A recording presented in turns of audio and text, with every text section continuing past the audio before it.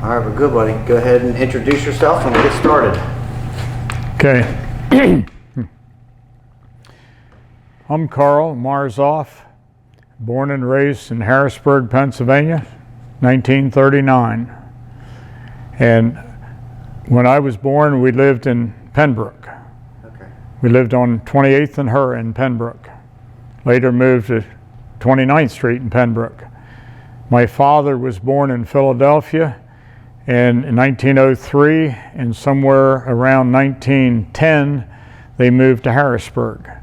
And they lived over here at 1414 Naudane Street. Oh, right around the corner.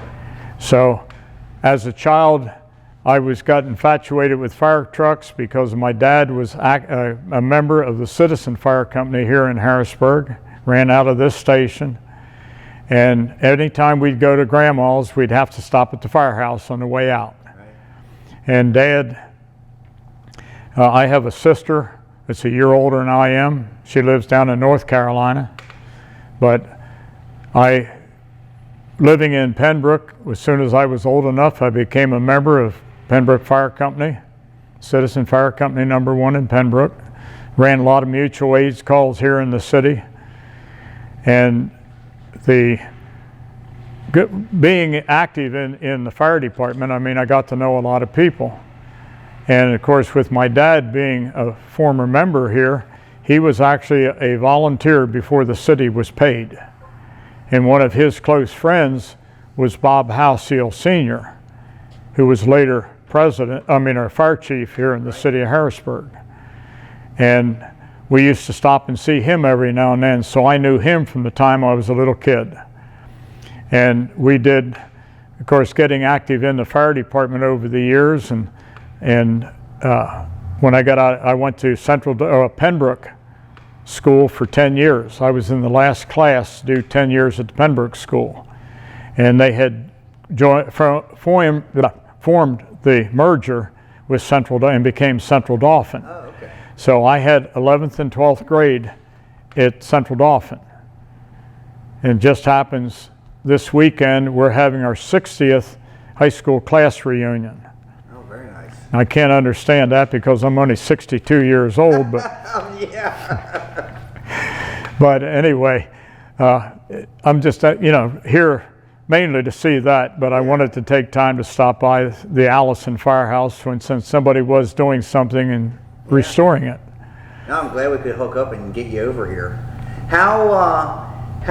How did you get into the fire truck sales? Obviously you. Well, real quickly, because I can drag stories out, believe me. But my senior year at Central Dauphin, they had a career night, and I always wanted to be an architect. And I had taken some courses at Central Dauphin in the industrial division to learn a little bit about designing homes and so forth. But anyway, during the career night, they had me as a student leader. And the student leader, I was assigned an engineer from Bethlehem Steel Company. And I met him, and we had a little luncheon, and then did the thing in the evening. And after it was over with, he said, "I like you." He said, "When you graduate, give me a call. I'll have a job for you at Bethlehem Steel." And so I did. I went to work for Bethlehem Steel, and his department was full, but they put me in the drawing room down in the frog and switch department. And I learned railroad layouts, and I was doing that. But it didn't take me long to realize I do not like standing in one place all day, because that was boring, sore. I went home every night with backaches and everything else. But it wasn't long they put a notice up that they were looking for people for industrial engineering department. And I had no idea what that was, but I thought it's going to get me out of the drawing room, so I put in for it and went. And I learned that it was a big step for me because I learned how they make steel. From the time the ore came in, through the ingots, the roll mills, and everything. And of course, down in steel, the main product was rebar and railroad tracks. They also had down on the far end, they had the bridge shop. But in industrial engineering department, and what we were doing, we were changing from piecework to incentive hours on their pay scale. And I had a chance, I worked in every job on Bethlehem Steel. I did time study work to see if they're being paid properly. And we knew that it was going to be an ending job. And in the end of the end of 61, I'm sorry, I'm ahead of myself. In 61, they told us we would be laid off the end of the year, and in January, they'll bring us back and put us in other jobs. And the end of the year came, I got laid off before Christmas, and I said, I'm going to hang around the firehouse at Pembroke all day until spring, then I'll look for a job. I was so bored after a week. I didn't even make it to the first year. I was bored silly. And Mack Trucks had just relocated a factory from Plainfield, New Jersey to Hagerstown, Maryland. And they had an ad in the paper. They were looking for industrial engineers. So my mother, who, I was living at home single, and my mother said, why don't you call them, get a job with them? And I said, they don't want me. They want graduate engineers. They don't want somebody like me. Well, I called them. And when I called, I talked to the personnel manager, and I told him what I did at Bethlehem Steel. And he said, how long would it take you to get here? I said, about 2 hours. And this was 3:30 in the afternoon. He said, oh, we go home at 5 o'clock. He said, can you be here at 9 o'clock tomorrow morning? And I said, sure. He said, I'll see you then. But 9 o'clock I was there, filled out an employment form, and when I did, he told me that industrial engineering department had 4 divisions. One did the engine manufacturing, one transmission, and one differential. And then they had, and the 4th one was the assembly of those components. So he said, you'll be interviewed by all 4 of them, then they will get together and decide if they want you. So the first man I interviewed with, he said, I want you real bad in my department, in my section, but I'm full. He said, I'm going to turn you over to Larry. He does the engine transmission. So I went over to his office and he interviewed me. He said, I'm not giving the other ones a chance. He said, how much do you want to come to work for Mack Trucks? And, I didn't know what to tell him. So I said, well, I'm out of a job. I said, I'm looking for work, so you tell me. And he gave me what he would give me, and it was almost double what I was getting at Bethlehem Steel. And I thought I was getting a lot of money then. But I went in, and they assigned me to the camshaft, auxiliary shaft, and valve lifter assembly line, or manufacturing line. So I had to take new equipment that was coming in and test it to make sure that it would do what the manufacturer said it was, and then place it so that we had a smooth flow of the material and everything. And it just kind of came natural to me. And we were working 10 hours a day, 6 days a week. And I thought, well, I'm going to be here a long time, so I started to build a house. And anyway, I was there 10 months, and they came and said, Mack had changed ownership, by the way, and they said the new owners want every department cut 10%. And everybody, we go by single people first, married with no children, married with 1 child, on the way we lay off. And unfortunately, you're single, so you'll be one of the first to go, but you'll be here to the end of the week. And I thought, oh my goodness, what am I going to do? There was not many jobs in the Hagerstown area and so forth, but Friday, they called me in the office and said, we don't want to lose you. Will you transfer to Allentown? And of course I said, sure. So they said, good, you report up there Monday morning. So I got the contractor and talked to him and had him finish my house for me. And I moved up to Allentown. And up there I was in industrial engineering department.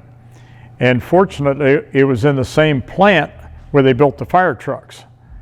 So I did time study work in a lot of other things, in the machine shop and metal fabrication, axle line, and so forth. But I did the factory, I mean, the fire line, you know, was of course one thing I was interested in. Yeah. And one day they came to me and tapped me on the shoulder and said, "Can we loan you out?" And I said, "What do you mean, loan me out?" Mack had started Mack Worldwide, and they were building factories all over the world. And they said, "Can we loan you to Mack Worldwide to set up a factory in Karachi, Pakistan?" And I looked at him, I said, "Where the hell's Pakistan?" I mean, I had no clue. But anyway, I thought, you know, and I did some quick thinking. Well, in the meantime, I had gotten married. And I thought, They said, "If you want to wait, you know, and call your wife and talk to her." I said, "No." And I thought, without a college graduate, I'm limited as to how far I will go with the company. So I did say yes, I'd go. You didn't even talk to her? I didn't talk to her. I told, you know, and they came a couple hours later and said, "You're leaving in 6 weeks." So when they did, you know, of course I told her about it, and she has shed a few tears. "Well, what am I going to do?" I said, "Well, you're not far from home." I said, "You can go up there or whatever you want." And what we did was they made it well worth my while financially to do that. And I went to Pakistan. And over there, I got there way earlier than they needed us because they were still building the building. And I had a chance to see and kind of laugh at some of the way they built things. Like when they built it, it was an industrial building. They built the walls solid. They made their own cinder blocks there. And they put them up, whitewashed them. Then the architect, as they referred to him, came by, take a piece of chalk, and he would draw a square on the wall. And then a guy would come with hammer and chisel out the window. And then they put a window in it. And they did it with everything. Needless to say, nothing was level or square. But anyway, we got the plant going, and I was there 5 months. And they came over, and I met people while I was over. And one of them that I met was the editor of the English newspaper. And he had me come to his office, and he explained to me all of the things that you can do, you know, there, and how to do them. And one of the first things he said, don't go into a bank with American money to change it to Pakistani rupees, because they'll give you 4 to 1. Oh, right. Well, on the street you can get 12 to 1. But they have a lot of guys impersonating bums who want to change your money, but they're police. Yeah. And they'll take your money and all the dollars that you have and walk away from you. So I said, you know, all right. He said, when you need Pakistani rupees, you come to me. I'll change it for you. So the first time I did, I said, I did the right thing, because he gave me 15 to 1. So I was making out like a bandit, because my per diem I was getting was based on the Pakistani exchange rate. Yeah. But anyway, I was able to save enough money that when they finally said, you've done your job, you can leave, I was able to send my wife plane tickets to meet me in Rome. And one thing, I have been involved with masonry. And I'm a member of Robert Burns Lodge here in Harrisburg since 1960. I'm also active in the Shrine. I was in Zembo. Now I'm very active down in Maryland. But the gentleman that I had met that was the head of the newspaper was a Mason. And I went to Masonic lodges over there, which was a great experience for me, because I had only been in a few years. And to see that halfway around the world everything was identical to it is here in this country. Yeah.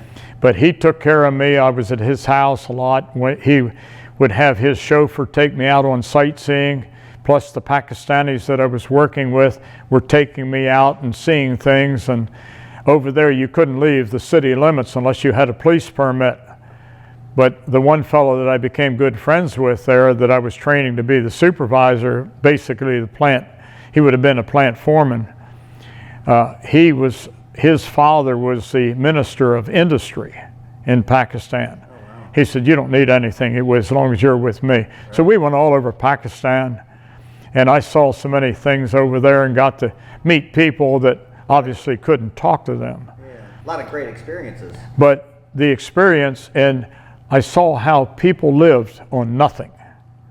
The food that they ate, I mean, I look at it and I wouldn't even throw it in the garbage can. It was that bad. But that's what they ate, and that was their way of life. In the city of Karachi at that time, there were 76,000 families lived on the streets.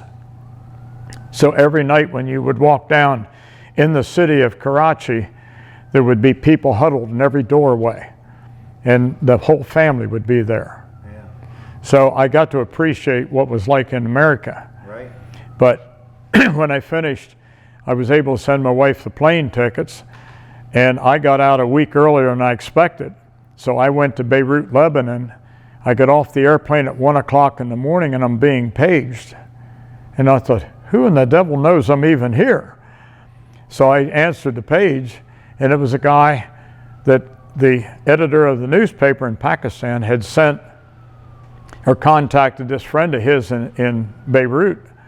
He had his chauffeur pick me up, took me to the hotel, and then had dinner with me that night, next night.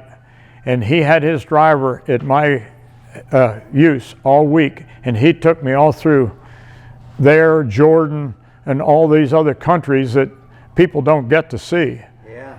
And I got a knowledge of what was going on there. And then I left and met my wife, and I got to the airport 1 hour before she flew in. They had a car waiting for us there. This editor knew a Mason there, and they took me through. Yeah. And I mean, we spent a week in Rome, a week in Paris, and a week in London. Wow. And when I got home, back to the States, of course, the agreement was that I'd go back to my original job. At Allentown. In Allentown, industrial engineering. And I got in there, went back, and the union was ready to go on strike. So I didn't have any projects to do. So when they went on strike, I had nothing to do. So I walked around and looked at things and got familiar with the sheet metal department and so forth. And then I noticed that the foremen on the fire line were working on the trucks. And we had an order for trucks for New York City at the time. What year would this been? This would have been in 64, 65, somewhere around there. And I asked, I said, can I help? They said, sure. He said, you'll have to bring your old clothes and tools, and we'll get you a pass that you can come in the gate, which cross the picket line, and come in the back and park in the factory. We don't want them to know what we're doing. So I went in and put old clothes on and go work with them all day. And then, of course, at the end of the day, I'd leave, go home. Next day, the same thing. And I did that. They were on strike for almost 3 months. So I got a chance that they knew I was interested in that. And when they went back to work, I got called in the office, and they said, we like the way you do things. We want you in supervision. So I said, oh. And they offered me a job on the axle line. And they were kind of surprised when I said no. And they said, why? I said, because the axle line is a heart attack waiting to happen.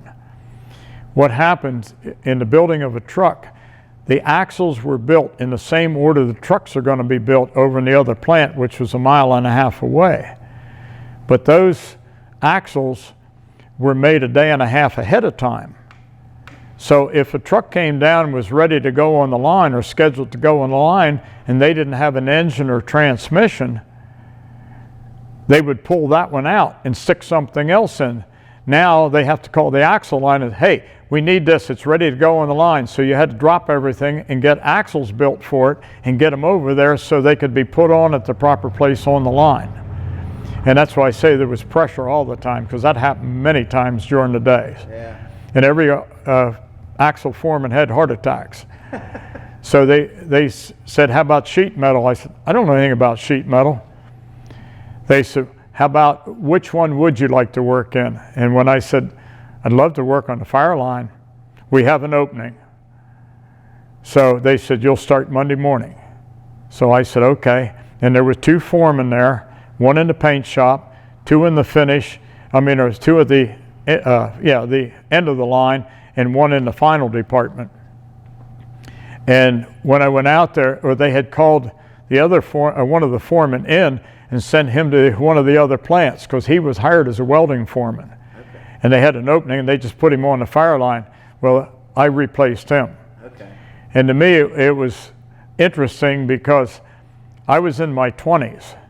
My youngest man working for me started at Mack 3 years before I was born. So I had all the old timers, and they knew every trick in the books. And of course, very strict union. But I had made up my mind, I want to treat them the way I want them to treat me. And I did. And I did some things that probably were against company policy, but overall I felt they were right. For example, if somebody had a doctor's appointment up in Allentown, they would like to leave 5 minutes early to get ahead of the parking lot traffic. I could give them a slip to get out, which I would do. And most times I'd tell them, just bring me your time card. And I'd clock it out for them so they didn't get penalized. Oh, right. And one thing that happened, we had one man that was an outstanding worker. And I mean, I didn't interfere with him personal life or anything, but I knew he carpooled with a group. And he told his people that he carpooled with, don't pick me up. I'm going to drive myself. I have to go somewhere after work.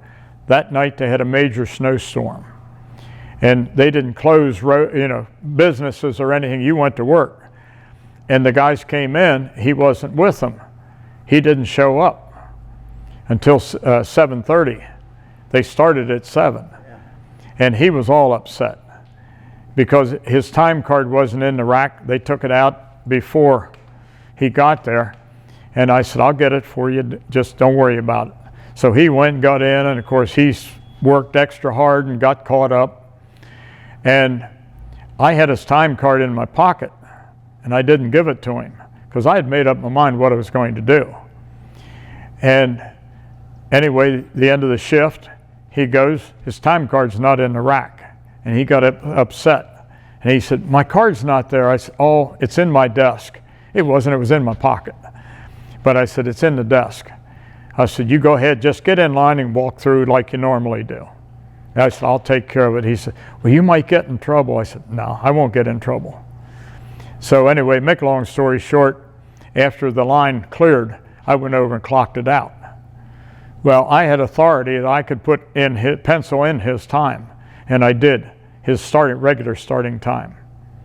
Turned it in, paycheck came. He came over to me, he was all upset. They made a mistake. I said, what do you mean? He said, they didn't deduct that half hour that I was late that morning. I said, what morning? I said, I don't remember you being late. Yeah, when we had the big snowstorm. I said, I remember the snowstorm, but I don't remember you being late. And it took him a while to understand what I was getting at. But anyway, from then on, I could do anything.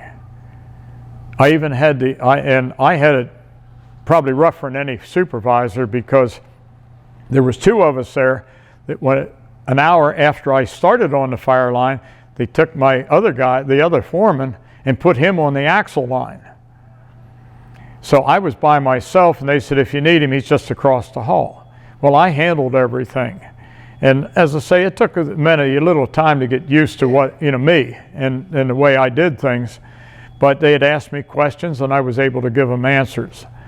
But I had union vice president, union committeemen, and 3 union stewards worked on the fire line because it was kind of an honor to do that. Yeah. And the union committee one was a real tough one. But, I treated him good. Treated them with the respect, and I got it back, and I knew when election time was coming because he'd have to stir up something. Yeah. But we got along fine. Yeah.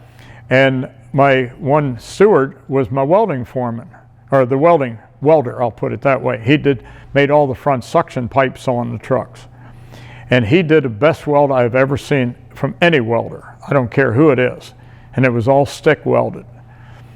And a couple times, I'd go up and praise him for it, and And one time I went to him and I said, I said, I wish I could weld even close to that.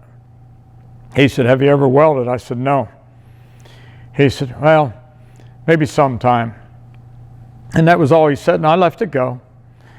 And we had a policy that because we got the chassis from the other plant, if they had a problem over there, we might not have a backlog.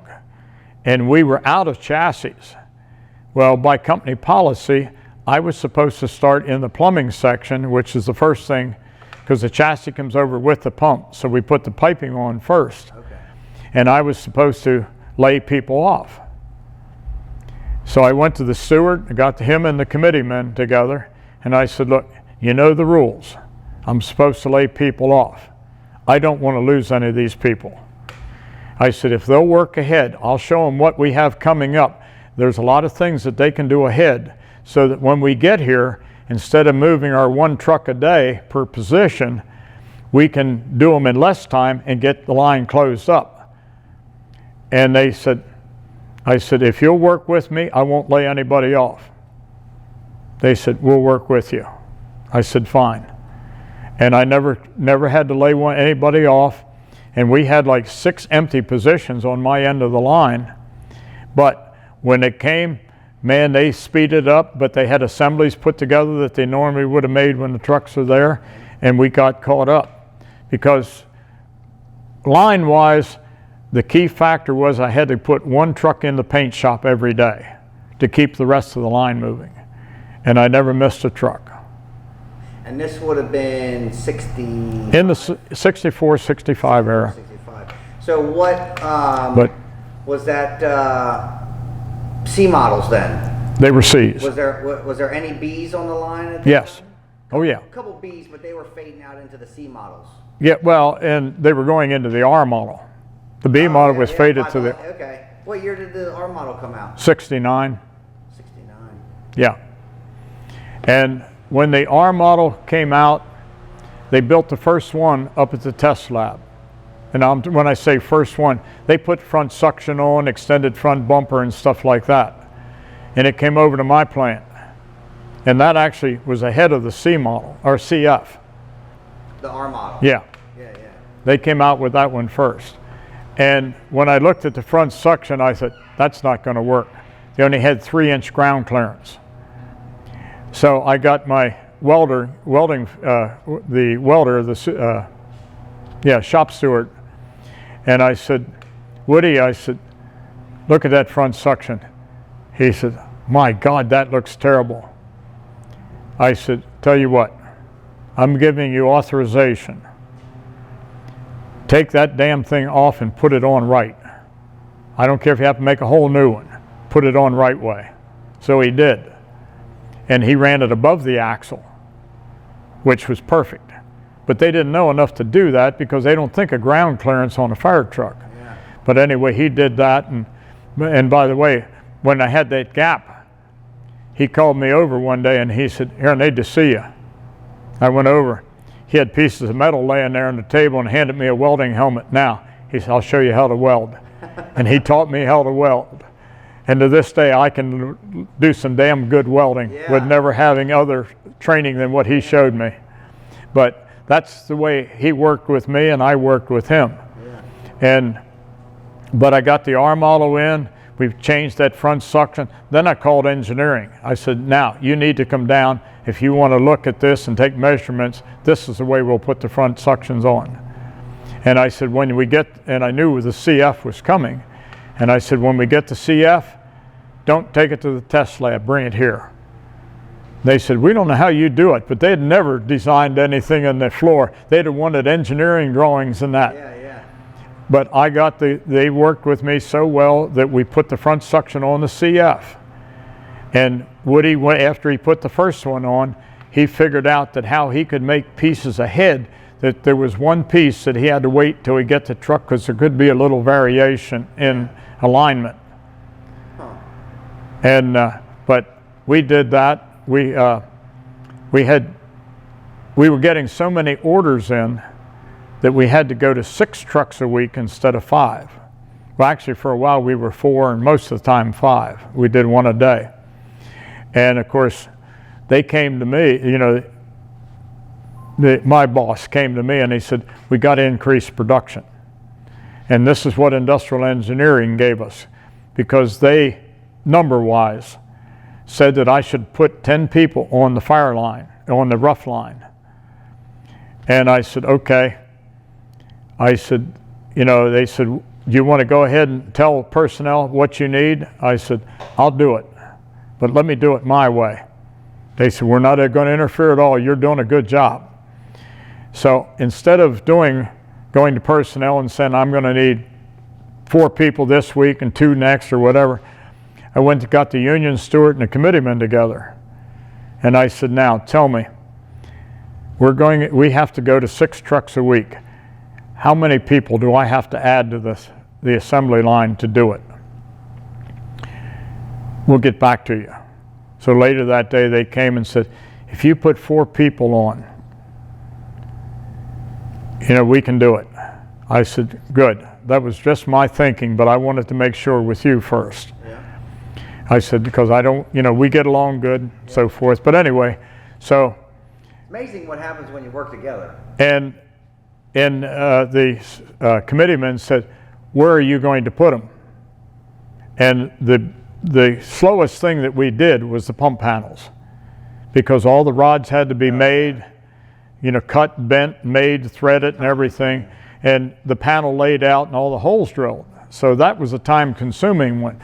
And I had 2 guys that worked together so long, when they needed a hole, one would pick up the center punch and hold it, and the other one would hit it with the hammer. But they knew exactly what the other one was doing. And I thought, I need to put another crew on there doing pump panels, but I don't want to hurt feelings.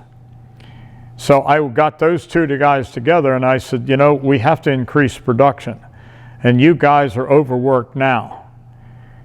I said, what I would like to do is, and I said, I'm asking your permission.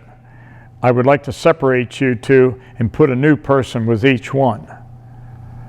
Hey, no way, we've worked together all these years. And I said, I'm sorry. I said, you know, we'll work it out. But I just thought I'd ask you first. No, we don't want to do that. I said, that's fine. So I sat tight a couple days. They came to me and said, I've been thinking about it, and it is getting kind of boring. So, yeah, we will, you know, who would you put with me? And I said, well, this is the one I had in mind for you. I could work with him. The other one came and told me, and I told him who I was going to put. I could work with him. So we separated them. And everybody said, how did you do that? I said, I just tried to be nice to them. Yeah. And they did their job. Great. And everybody, I put them exactly where they said I should put extra person. Well, I had an electrician that did all the wiring from the front of the body to the back. And he came to me and said, I need a helper. I said, you do? I said, well, I'll look at it. And I knew I knew their routine. He would get underneath the back of the body on a creeper to wire the back end.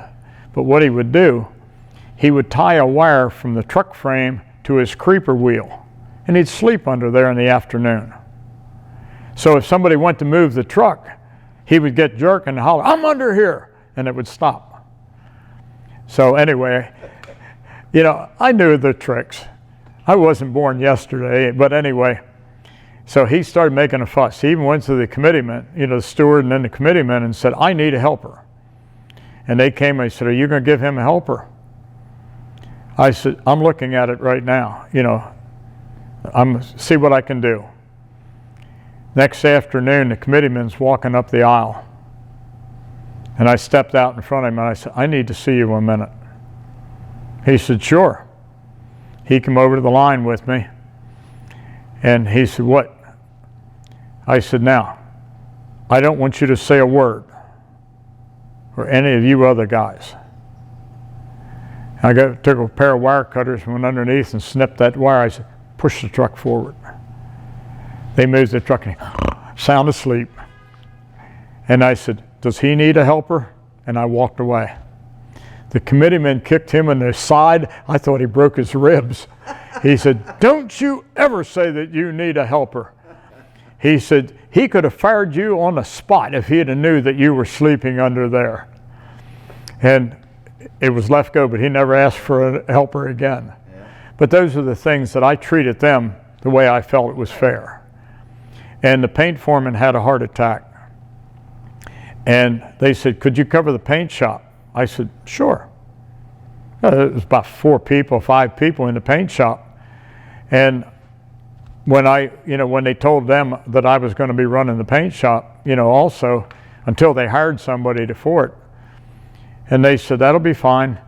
Well, one thing that was a no-no, every time that we had white trucks, that we'd have to repaint half of them. They'd put them in the dryer and they would paint would wrinkle or something. And I didn't know that much about paint, but I knew there was something wrong. And we had 4 trucks coming that were all the same. And I was supposed to put a white truck and then 3 red ones, another white one, and so I had all 4 of them together. Plant superintendent came out and said, hey, Karl, you can't put 4 white trucks in the paint shop. And I just looked at him, and he said, never mind. He said, you do what you want. And I said, thank you. My head painter came to me. He said, how do you want this paint mixed? I said, what do you mean? Paint's already mixed, isn't it? No, he said, how thin do you want it? I said, I don't know what you're talking about. And I did. But, I played dumb to him. And I looked at him and I said, you've been painting trucks, 40 years? And you think I need to tell you how to mix the paint? I said, you mix it the way you want it. And he had a big chew of tobacco and he spit and he says, thank you very much. And he walked away. We painted those 4 trucks and never repainted a spot. Because he told me then that the other paint foreman was telling him what to mix, and he told him it was wrong, and he said, you mix it my way. So again, they I got along good with them. And because I was covering so much of the line by myself, they made me the general foreman, and then they made me manager of production for a while. So I ran the fire line. And I was there, actually, when I became a supervisor, the very first thing they had me do was working on the super pumper. Oh, wow. That went to FDNY. And I had a chance to follow that all the way through. Now what year was that? Around 64, right after I came back from Pakistan. They had started it already, but they were just in the early stages. Oh, yeah. But I worked with that all the way through. I built the complete tender and all the satellites. And of course I liked it because I got a chance to go and see the pump testing and stuff like that with it. Yeah, and obviously one of a kind. Oh yeah. Yeah. And they had an outside company did the engineering on it, and they violated one rule with building a vehicle. We have one locator point that all the measurements are taken from that. With everything that Mack did, the engine had one spot on the engine that all machines were set up to that point to machine the cylinders and for the manifolds and everything. And it was likewise in building the trucks. They didn't. They used a couple different ones, and a 1/16 of an inch off in a long truck can make a big difference in certain areas. Yeah. And there were a lot of stuff that we had to throw away because it wouldn't fit because it wasn't measured right. But that super pumper originally was supposed to have 4 hydraulic driven hose reels on the back of it, on the tender. And they had a seat back there in which a tillerman sat there to control the back axle so that they could back up, and all he had to do was steer the back of the trailer to load those hose.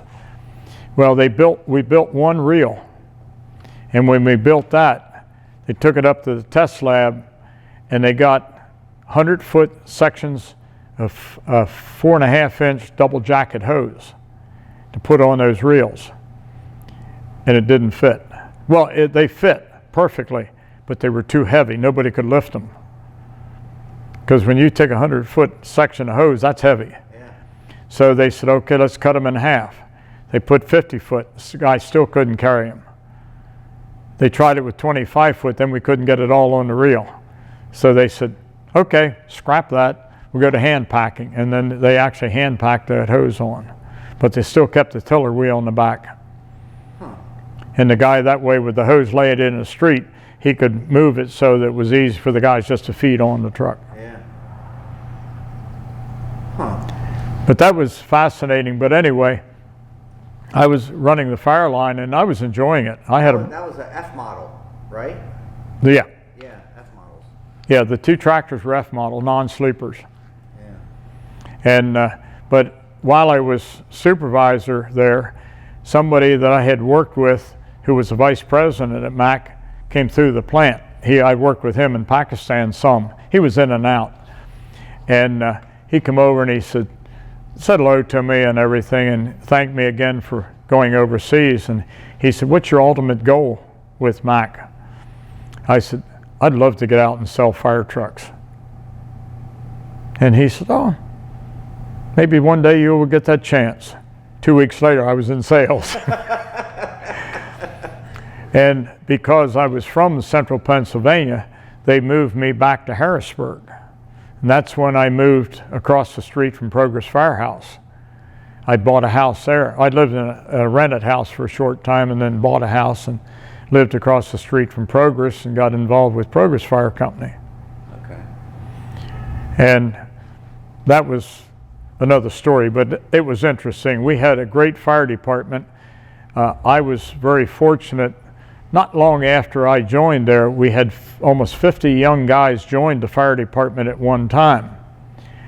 And they'd come around the firehouse. They were all interested, but the problem was that the club members would be there early evening and sit out front and tell war stories, and no training. We never did training or anything. And I went to the chief and I said, "We need to have training classes to teach these fellows." And he said, "Yeah, we could do that sometime." And he didn't seem to be too interested. So I made up a little sign and put it on the bulletin board, because I was, at that time, was a state fire instructor. And I said, "We're having fire school." And I had the date and time down. And so we referred to the social members as club members. Yeah.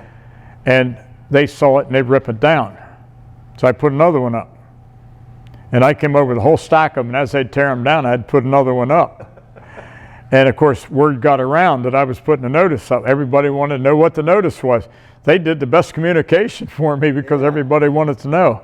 But the first night I had 45 young fellows showed up. And the nice thing was they were not old enough to go in the club, because you had to be 21, and these were all guys in the 18 area. Yeah. And Dave Halseal, which my father and his grandfather grew up together, and then when we moved to Progress, I lived right down the street from him. You know, Bob Sr.'s son, Bob Jr. And then, you know, of course, his son Dave was one of the young boys that came in. And the first night, I wasn't overwhelmed, but I didn't follow the rules like you're supposed to in the teaching, because the state had a program that the first night you teach ropes and knots, you know, and you go through that, and I disagreed with that. I mean, I teach them how to do the ropes and knots when we're doing tools and how to handle a tool and things like that, and I found that was effective. But I taught the guys, and again, I violate a lot of rules, but I did things for what I felt was the best, and it was. At the end of every drill, we ended up in a water fight. Well, the first night, as I say, we did it, and everybody, man, they couldn't wait for the next training.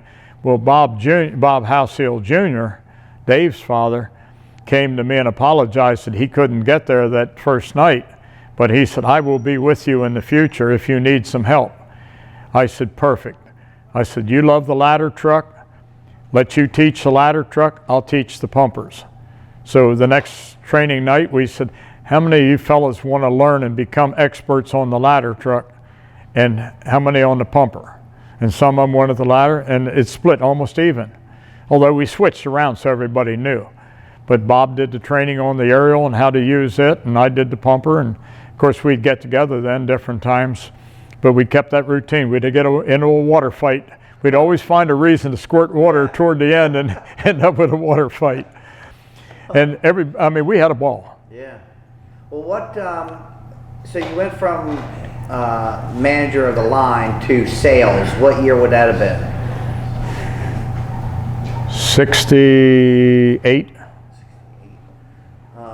And one thing I know I wanted to add, I would at least get you on film, at least talk about real quick, is I swear we talked before. One thing about with the Mack was instead of wherever you had bolts through the frame, they were sized slightly bigger. There were a few thousand, the body of the bolt was a few thousandths bigger than the hole. And it was referred to as a body-bound bolt. Body-bound bolt. Mack was one of the very few manufacturers that ever used those. And the spring hangers, anything important on the truck, you could literally take the nuts off of the spring hangers and run that truck and they will not come apart. They're so tight fitted.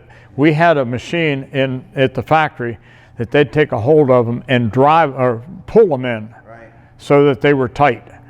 And if it had to be changed for some reason in the field, they would do a sledgehammer and drive them in.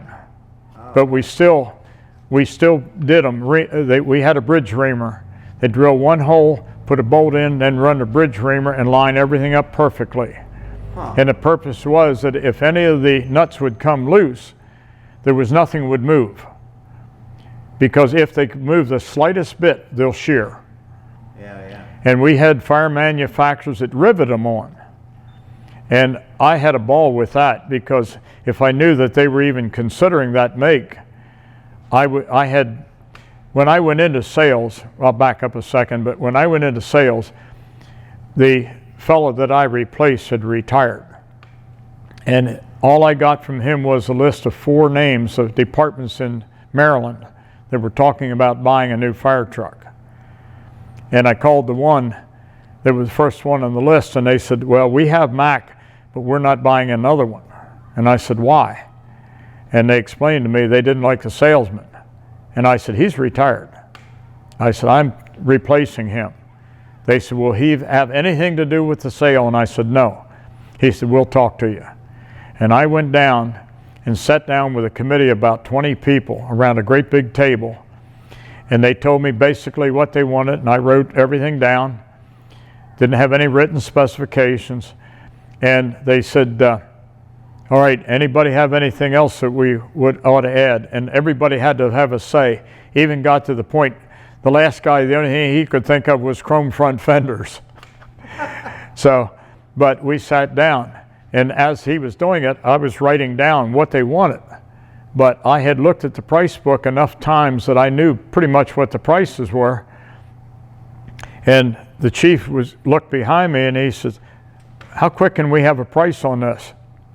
I said, give me a couple minutes, look up these few that I don't have. I can give it to you tonight. So I did. And wrote it down, and he brought me an adding machine. We didn't have calculators then. And I punched it up and added it up. And when I hit the total button, he's looking over my shoulder and he read the price. And he said, what do you guys think? And everybody said, yeah. I said, wait a minute. I said, that's list price. We're just like a car. That's jacked up a little bit. We can give you a discount. And I said, because you are a Mack user, you get a discount. And I took what I was allowed off, a discount. And it was in case they wanted to give a trade in, you had the extra to put in the trade to make it look better. But anyway, he read it to them and they said, what do you think? And the guy said, yeah. Chief said, we'll take it. I pulled out an order form and they signed it, and I said, is selling this easy? But Mack had given me a price book and about a 2-inch stack of black and white photographs, because every fire truck that left Mack factory was photographed from different positions, different things on it. And I had a stack of those. And I found out, I show it to them, and I talk about something on it and I lay it down, somebody picks it up, and next thing you know, everybody's looking at something different. And I found I did not have control of that meeting. So the next weekend, I still had my credentials to get in the factory. I went down on a Sunday afternoon and went in the plant, and step by step from the plant, chassis plant, how to build the truck. This is what we start with: the frame rails, make it for that truck. It's not a mass produced thing. And right on through. And now obviously I didn't have a fire truck chassis in every position, but I could show them off the other ones. And I had a picture of that body bound bolt. And if I knew they were interested in this other make, I'd say, now, some people don't use this. They'll take a rivet, for example, or just a regular bolt. They'll drill a hole and stick the bolt in. If there's the slightest bit of movement in those components, they're going to break. And I said, if they rivet the frame, you know, the hangers and stuff on it, I said, what is a rivet? It's a piece of metal that's heated up. They put it in there and they hammer it together tight. And when it cools, it shrinks a little bit and draws it tight. But it's still a soft piece of metal. And that thing can, over time, can work loose. And it's possible it could shear. And my competitors come in after me, they'd say, how do you put your frames together? Oh, we rivet them. Oh, okay. They might as well pack up their bag and go home. I already talked them into these body bound bolts. Yeah. And I did little tricks, nothing illegal, and I never mentioned a competitor's name. But I did things, and if I get people that wanted things that I didn't think they needed or wanted, really knew what they were getting, I would talk to them about it. And I'd say, do you want it? We can give it to you. But why do you want it? And when I did that, they would, well, so-and-so showed it to us. And I said, well, he probably told you one item that you could use it for. Is it worth $4,000? I can do that same thing by giving you this, but you can do 3 more things with it. And that's how I sold so many trucks. It's crazy the amount of the cost of trucks, especially these days. The such little effort that goes into, especially speccing them out. That people, it's just.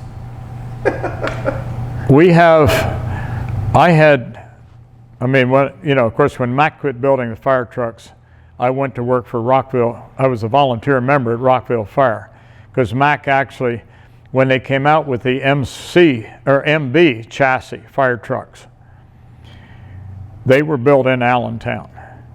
And the thing was that we built them, and in trying to sell them, I had to call on every fire department, not just the custom trucks. And it was too much for one person. I was never home. And I called my boss one day and I said, you got to get somebody else in, to help. So they got another fellow to take Pennsylvania, and they wanted me to move to Maryland. And I was home a lot more, because any place in Maryland I could be home the same night. But Maryland was a little different than Pennsylvania. Pennsylvania, most of the departments did put a bid out. Maryland, everybody was a private corporation. Okay. And they could do what they wanted. Right. And like Rockville had all Macks. Well, if they would have put them out on public bid, they wouldn't have always had the low price, and it would have been a hassle. Rockville's bylaws said you had to have 3 bids. So what they would do, they would call Mack in, whether it was me or the fellow I replaced, and they would talk about, tell him this is what we want, and he would work up a quote, give it to them. Then they would take that to another dealer down there that sold 2 different make trucks, but they also sold equipment. They would buy all the equipment from him, and he would give them 2 bids on other trucks. So they have 3 bids, but they wouldn't tell him what my bid was, but have your bid over a certain amount. That way I was low. Yeah. And everybody that was a member knew that. Yeah. But they were getting what they wanted. And we ran our trucks probably harder than anybody else down there. I mean, I had pumpers that would run 50,000 miles a year. When ambulances, the county, when they took over buying, they said they will replace ambulances 3 years or 150,000 miles. I was putting in for them after, the second year. And they said, what are you doing? We told you 3 years. I said, I got 155,000 on these. Oh, so I got ambulances every year. Yeah. I mean, I had to. Yeah. But we kept them maintained, and I had very little maintenance costs on them. Where were you at, Karl, when Mack went to develop the aerial scope? Because I know there's a lot of, obviously, it's still the... Well, I basically was in Hagerstown when that was being developed. And it was developed for New York City. And Harvey Eckert, who writes Apparatus Ramblings in the Pennsylvania Fireman magazine, and that he wrote quite an article in one of the, I think it was the Fire Apparatus Journal. And he sent me an email and said, obviously you don't get the journal. And I had for years, but I just got so many of them, I didn't get a chance to look at them. And anyway, he sent me a copy. And I looked at it, and he gives a real good breakdown. There's a few discrepancies in it, but basically, one thing that when he was writing the article, he had talked to me a few times. And a lot of people don't know it, but the first aerial scope was actually put on a B model. Yes, I have pictures of it. Well, I've found two over the years. Yeah. A side view and a front view of it. Well, I have pictures of it. Now, I didn't take them, but being there shortly after that, I found a set of pictures on it and then put them on slide. But that was the first one that was built, and it was built strictly to test it. And all it was on it was the torque box and the aerial. Yeah. And then, of course, the first one that was built was on a C model. Gas engine, went to FDNY. 707. Yeah. Yeah, that was the only gas engine Mack ever used in the apparatus. Yeah.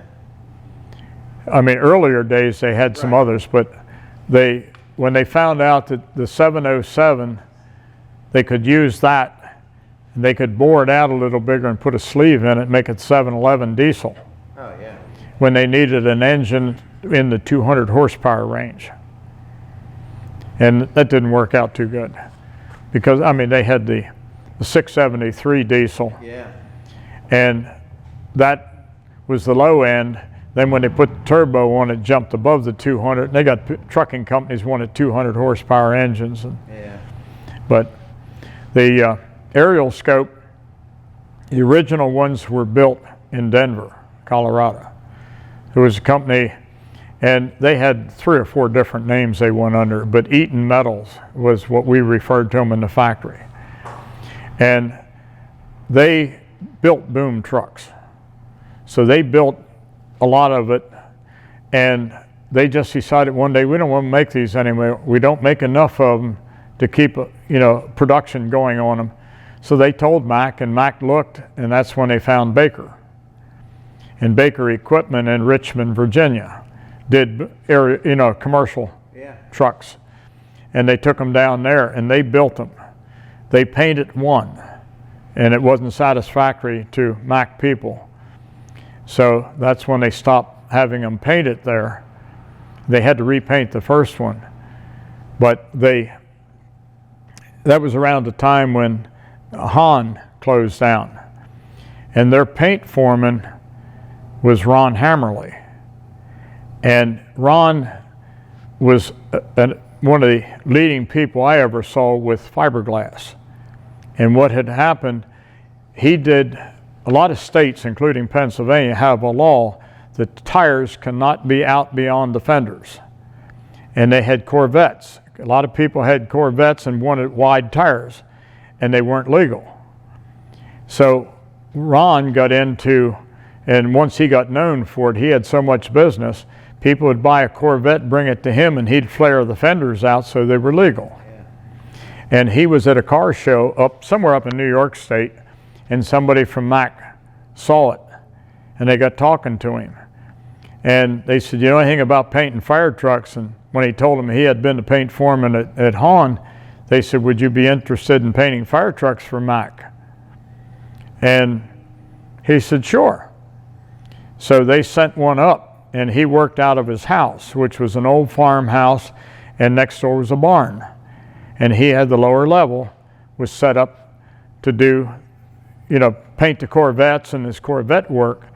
But he put a paint booth in there to paint the aerial scopes, and he painted one, and it was satisfactory, so they signed an agreement, and then he put an addition on, and then they started in to repair fire trucks, because I had a few fire trucks repaired by him that were in accidents.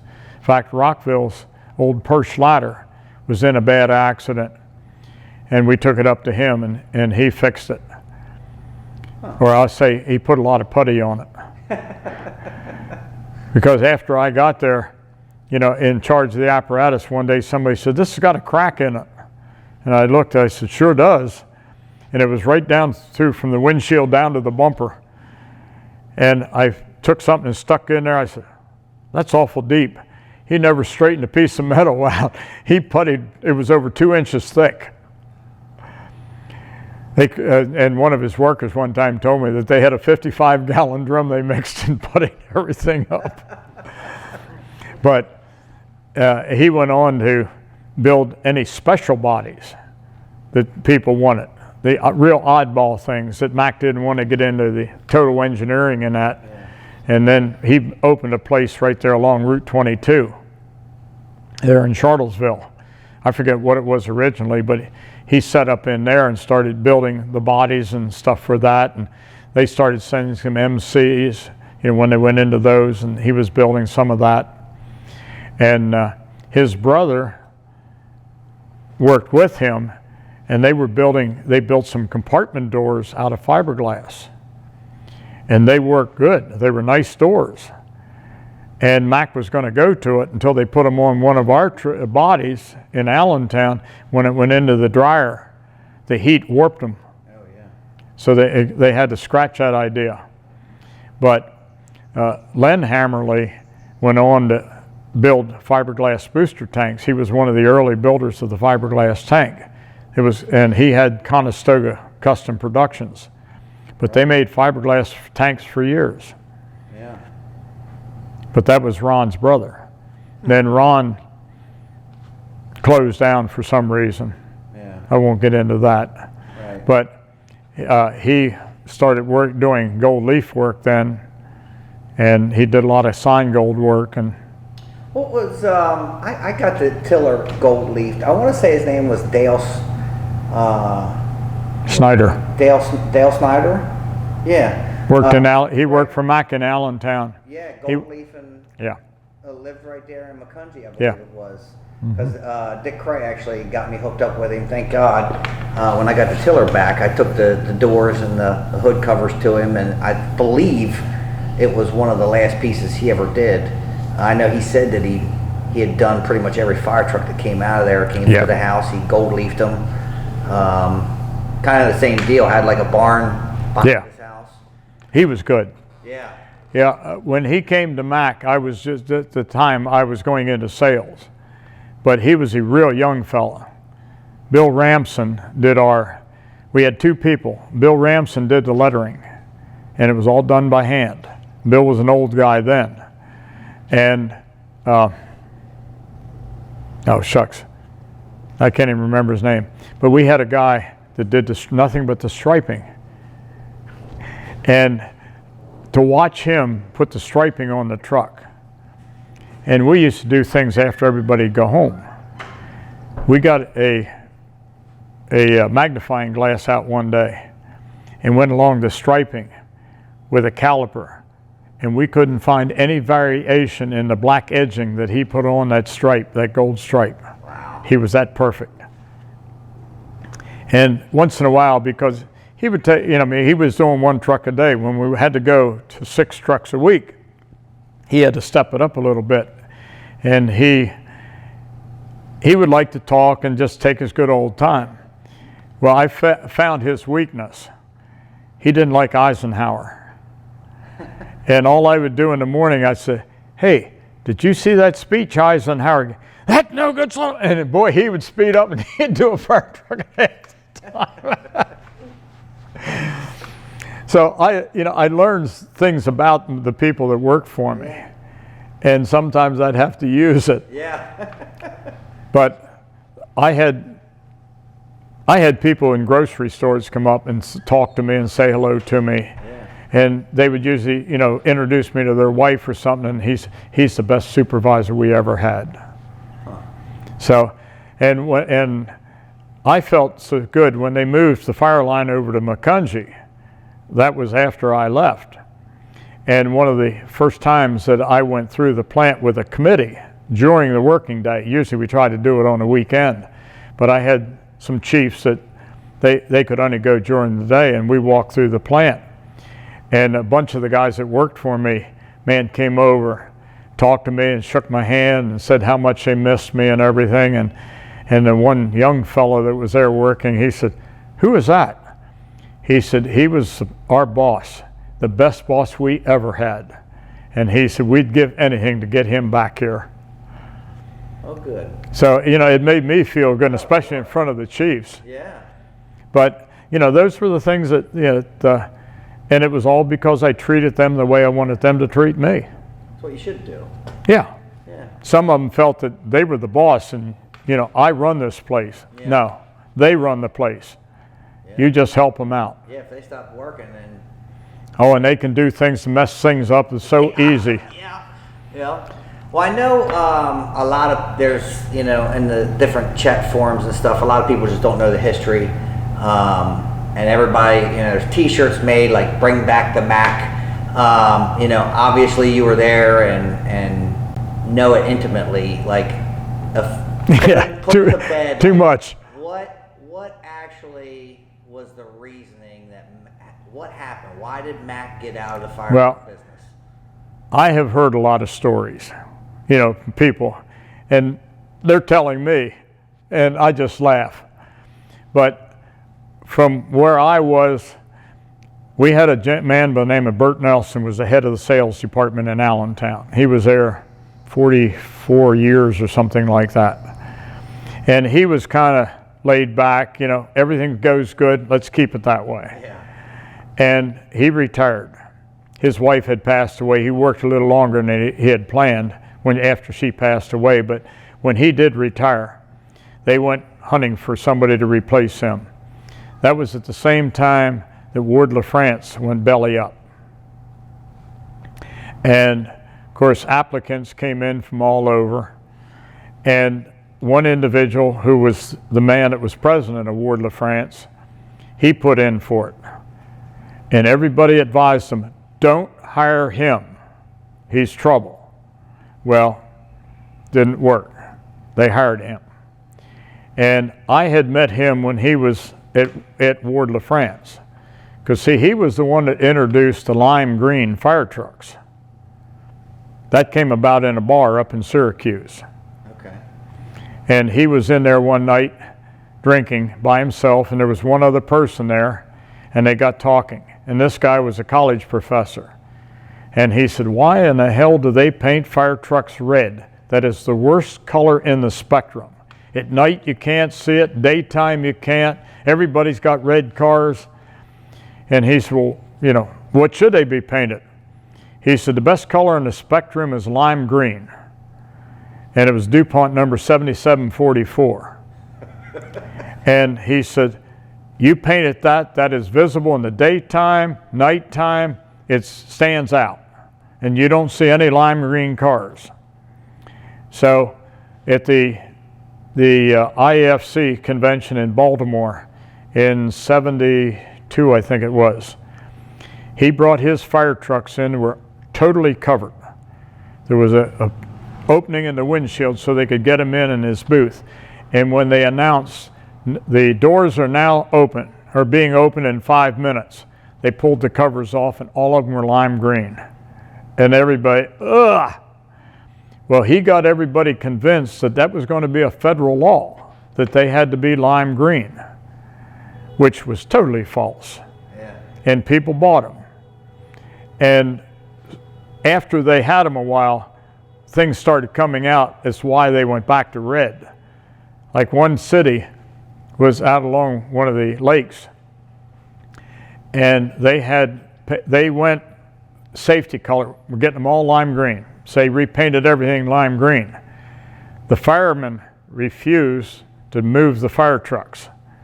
Every time they pulled them out of the firehouse, some bird that was connected with the lakes up there would go and poop all over the trucks.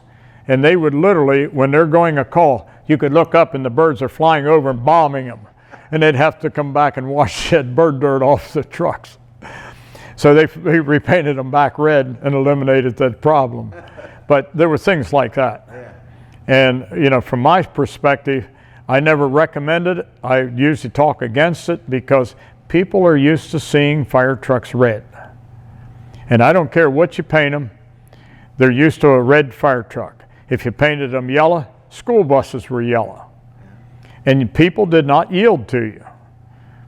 I painted fire trucks black when I was in the factory.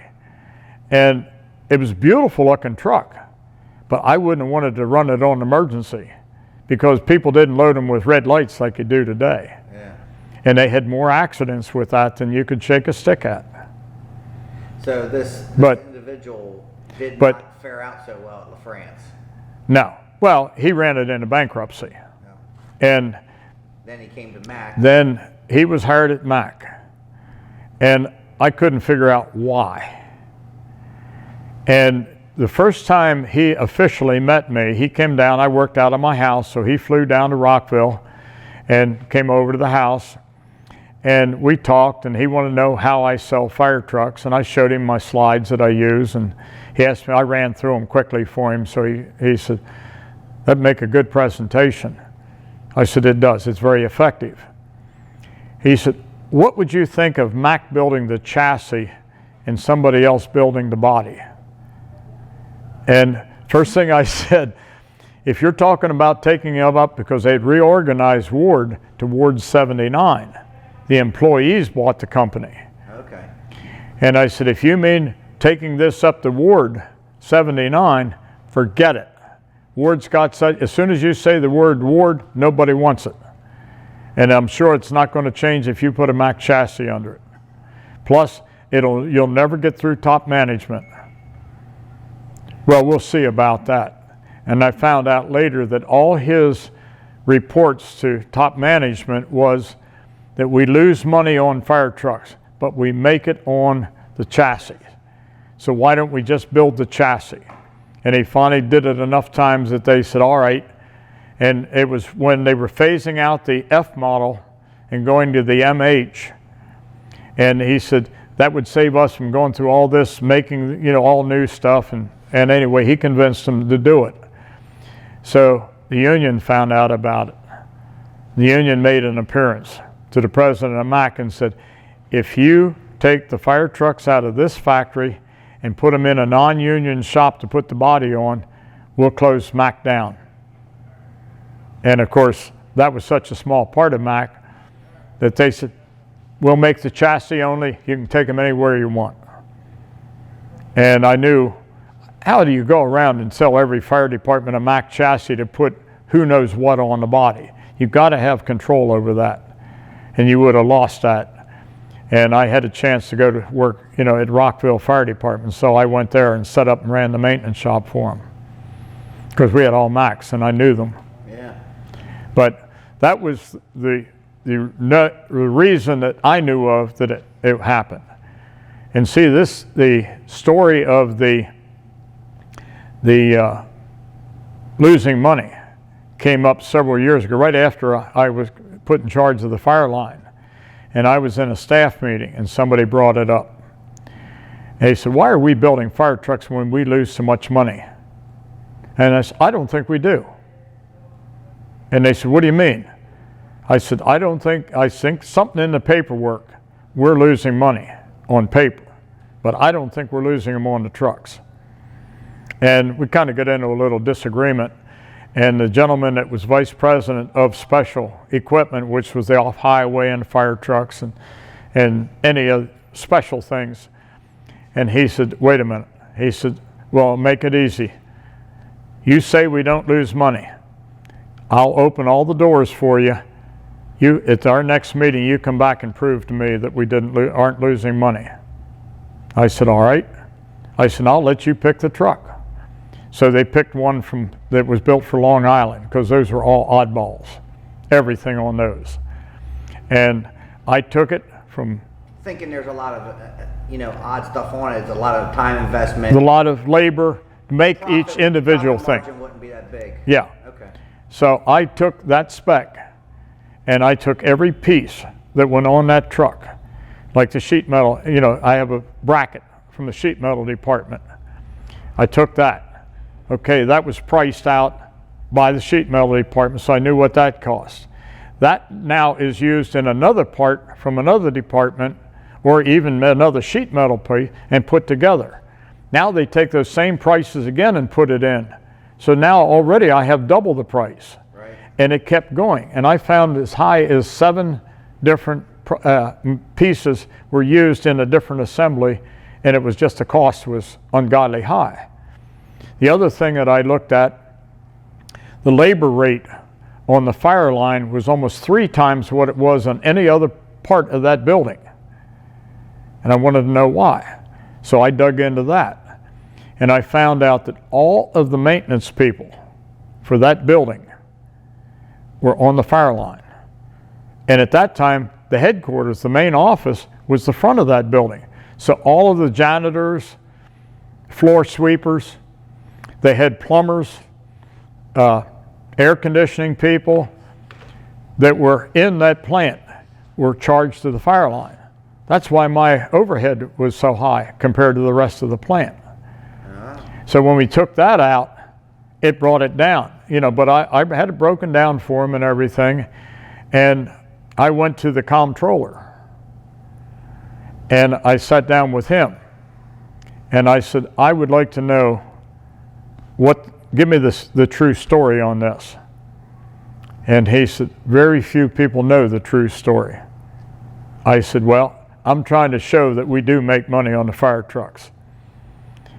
And he said, I'll tell you the truth.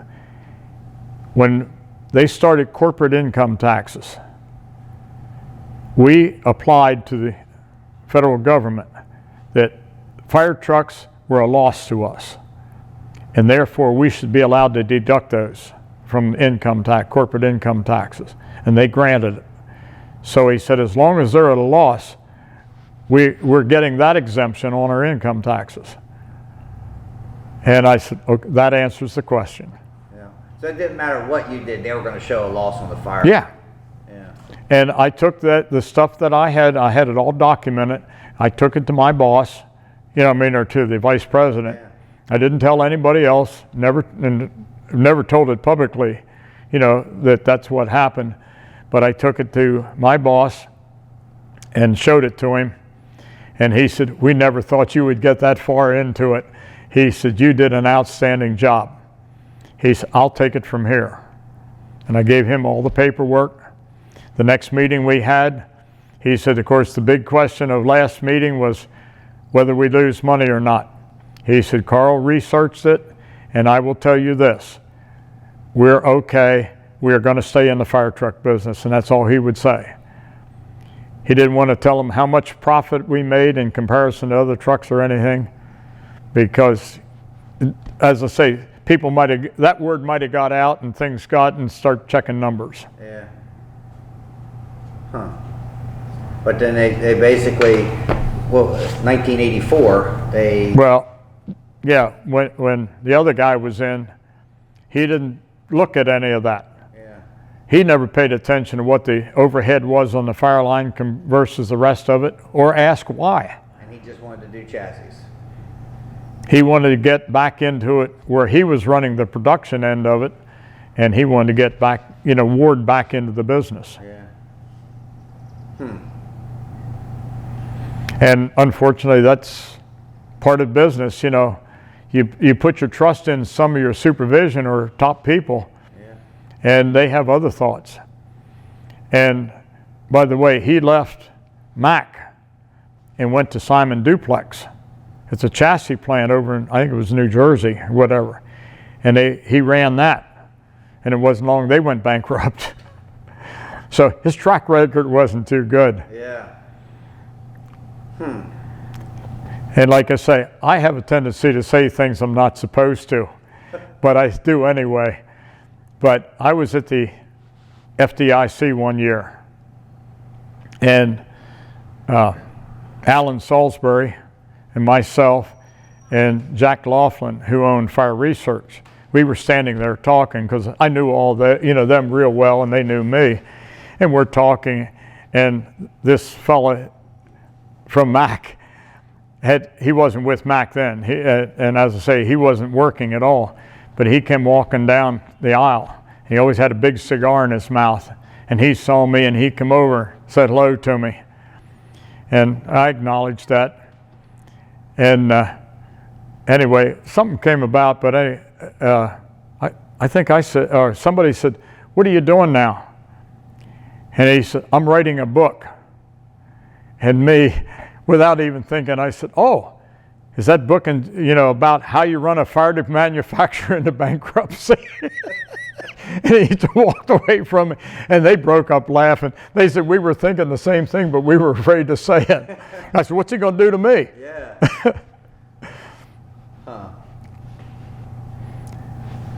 Yeah, my sense of humor is a little different than some people's, but I mean, as far as I was concerned, we could have been the powerhouse in the fire business if they would have ran it right. Well, I think you were. We were big then, but since then, some of the other companies, I mean, they have the financial backing, which we would have had, but we had the product that nobody else had. Yeah. And when the MH came out, that replaced the F model. And the MH, they would have been very expensive for Mack to build the chassis using the F model, because when they phased in the MH, they closed down the area where they built the F model cab. And I've had people argue with me, well, they were built outside. No, they were built in plant 5C, because I was over there many times and watched them build them to see how they built them from the ground up. And we called it the jungle, because they were all spot welders.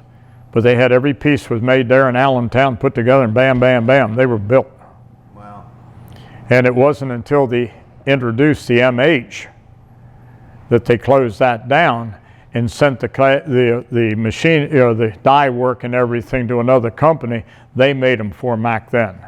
And of course, the cost was a lot higher. So if they would have stayed in and just building the chassis, it would have been an expensive chassis. Yeah.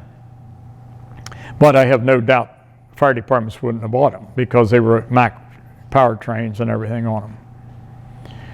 But I saw an artist concept of what the fire truck would look like as an MH, which, by the way, that was an all fiberglass cab.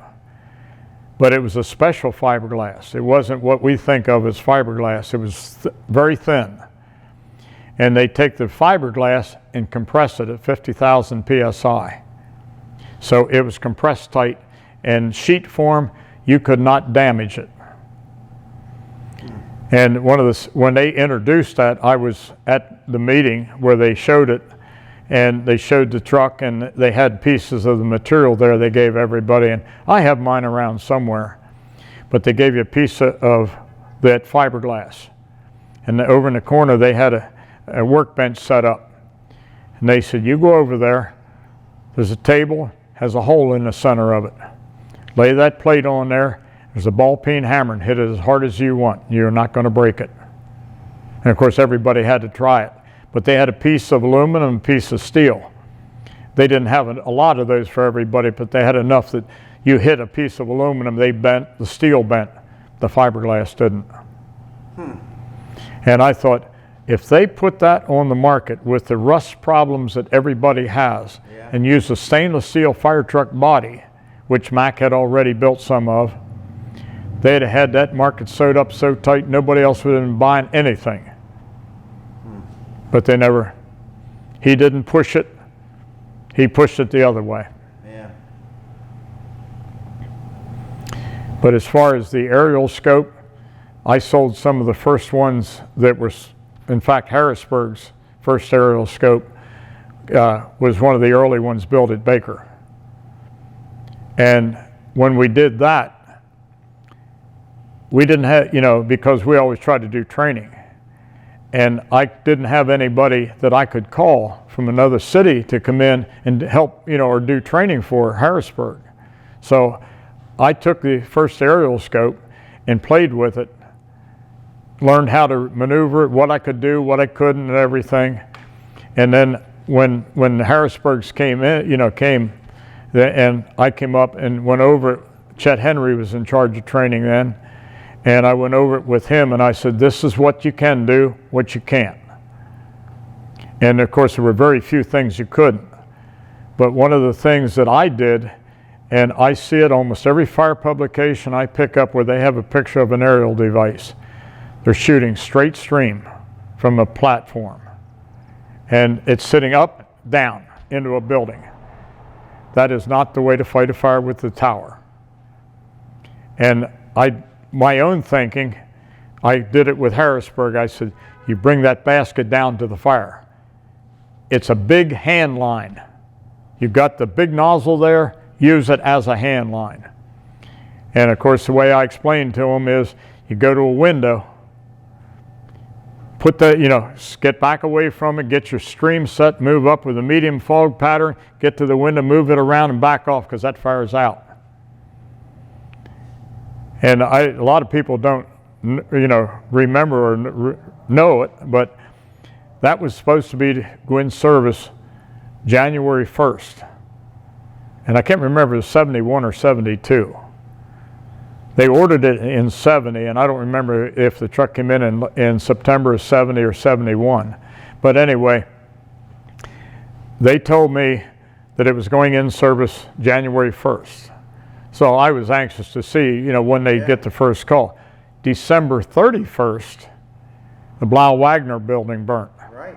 I think I've heard the commissioner tell the story. It had, I think it was you. I brought it up. Yeah. Because we were called on mutual aid because it was on a Saturday around noontime.